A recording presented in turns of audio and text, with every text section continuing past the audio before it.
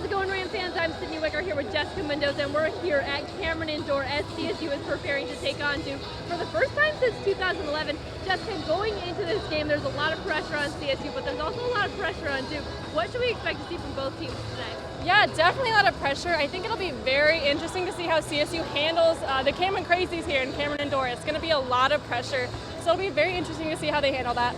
Also, very interesting to see how Duke plays against Colorado State, especially Nico Carvacho. I mean, he was the rebounding leader of the nation last year, so if he can really match up to these Duke basketball players, that'll be really good to see. Yeah, absolutely, and of course we are seeing a Duke team that does not have Zion Williamson or RJ Barrett on this team, so it's pretty interesting to see how much they've changed from last year to this year's team. So they're kind of in a progression state themselves, but so is CSU. Even though they do have leaders like Nico Carvacho, they have a lot of young guys on their team as well, and we saw those young guys step up in their last game against Denver, but that last game against Denver didn't look the best for CSU.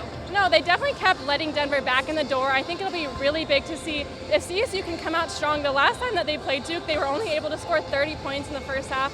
That was back in 2011, as you mentioned. So it'll be interesting to see if they can, do a little bit better and come out a little bit stronger. And I think that's something that Nico Medved's really going to want to see from his team today. Yeah, absolutely. It'll be interesting to see how these teams come out today and how they perform.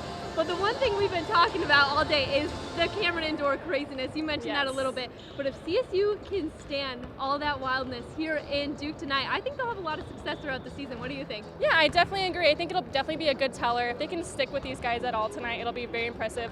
But they're also going to have to shoot lights out. I mean, they weren't shooting well from behind the arc the last two games that they had, so really to see them be able to do that tonight would be huge. Yeah, absolutely. I'm curious to see how they do and how they handle it. We know the Moby Madness is a lot different than the Duke craziness here, but we'll be excited to see that happen. The action starts at 7 in the evening Eastern time here in North Carolina, but 5 in the evening Mountain time. With CTV Sports, I'm Sydney Wicker. And I'm Jessica Mendoza.